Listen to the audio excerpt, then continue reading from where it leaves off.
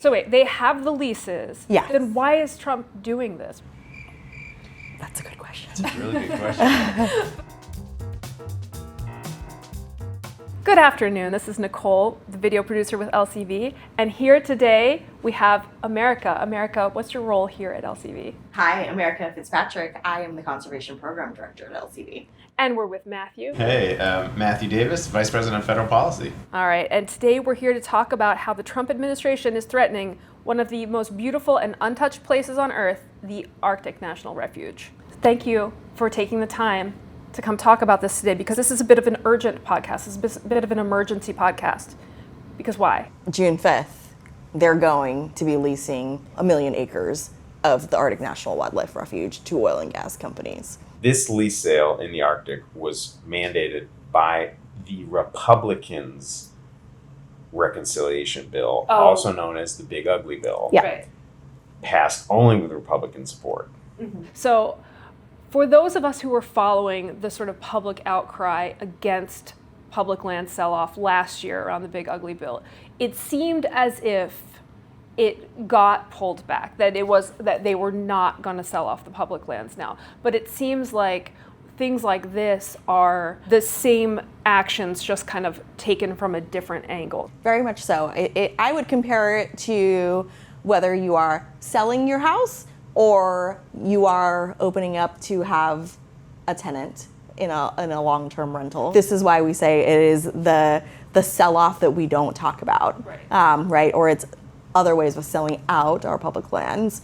It is the handing over of the acres to industry for private gain. To exploit, and then for them to make a bunch of money, and for us to not be able to use them. The thing that really gets me is also in the same budget reconciliation bill, they lowered what the royalty rate is, which is what the oil and gas company would have to pay to taxpayers for, right, like profiting off of the oil that is coming up out of public lands. And so not only are more of our lands being handed over to industry, taxpayers are getting less of a benefit because they decided to lower the royalty rate that companies would have to pay. Mind you, this is supposed to be in a bill that is supposed to be revenue generating. And so to lower the rate, we actually lost money as taxpayers on what we could be getting from the resources, our shared resources coming out of public lands. There's a misperception in the world that somehow drilling in the Arctic is going to make everybody's lives more affordable. Like, how is this not actually going to help with affordability? Having more oil on the market is not going to depress the price of oil.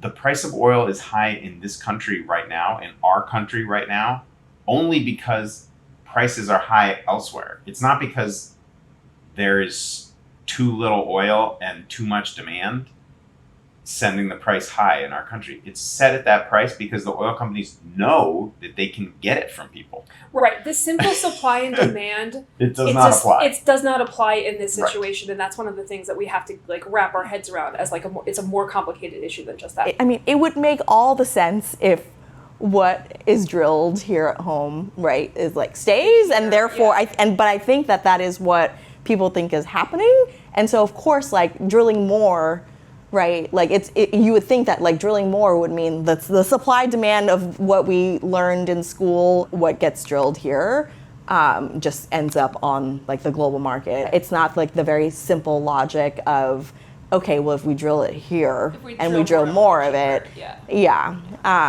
and that's not even to get at the thought that we should be moving towards cleaner, more reliable energy sources, right? And so this is not even just about not opening up a place like the Arctic Refuge to drill, but it's what that means in terms of actively locking ourselves and holding ourselves hostage to fossil fuels. I think what we're completely also skipping over is the fact that the oil and gas companies are literally squatting on hundreds of thousands of acres of public lands already.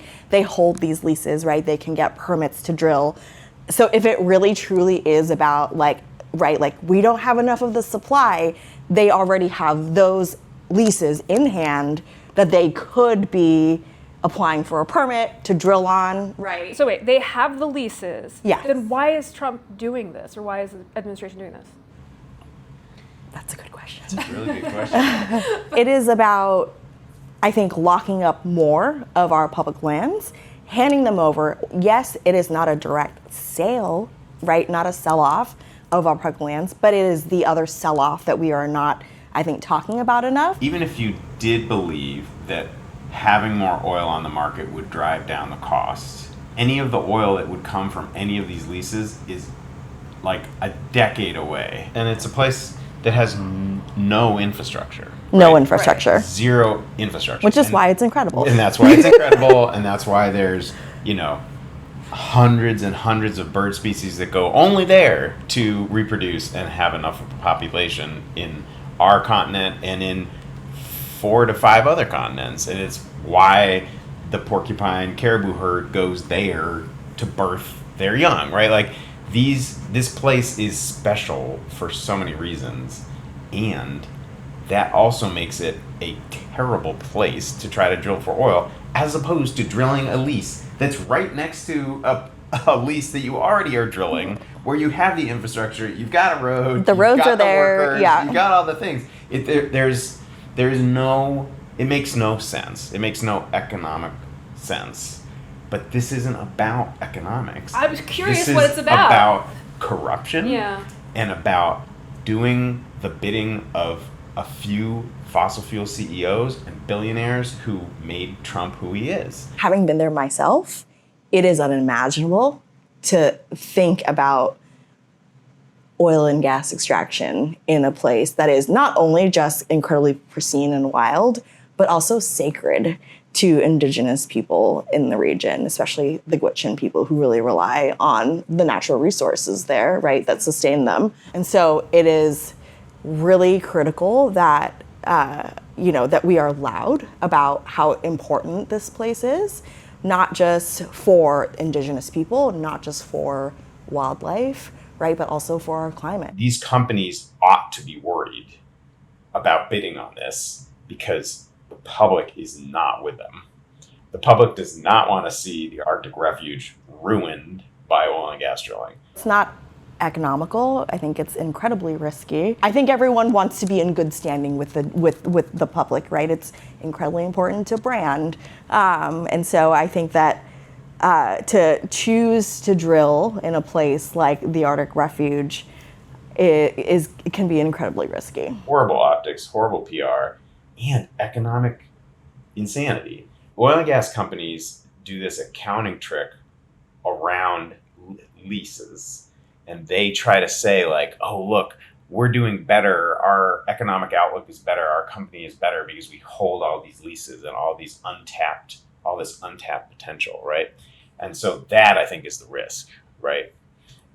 That is enough to get some folks maybe who don't have a brand they're trying to protect to bid on them. So drilling the Arctic is unpopular and it won't lower our energy bills, but what will it lower our energy bills? So, one of the best ways to lower people's costs is wind, solar, and batteries, right? Those are the cheapest and cleanest forms of electricity we have, and using them brings down your costs. It brings down your electricity costs, and just having more of that electricity on the grid brings down your electricity costs.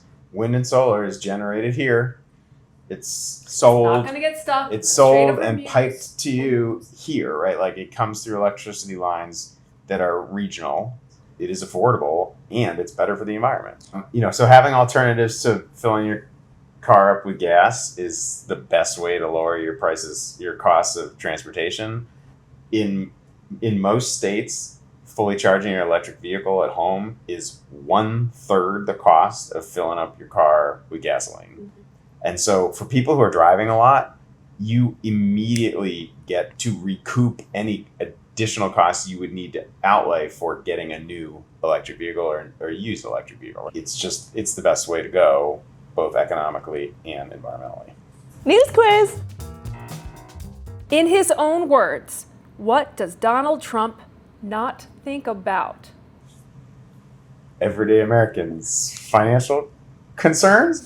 Americans' financial situation. Oh, situation. I think that you have it. You got it. Point to Matthew. Okay. How much have energy prices gone up in states that are part of PJM's grid in the last year? 25%? 52%. Wrong and wrong. 76%. Oh, God. Which is kind of astonishing. You're going to love this one. How many bids did the Trump administration's last oil and gas lease sale in the Arctic Refuge generate? 0. Point to America. We're going to once again call it a tie. Thank you for talking to me about the Arctic today and helping me understand how lease sales won't lower our energy costs. Thanks, Nicole. Happy to do it. Thanks.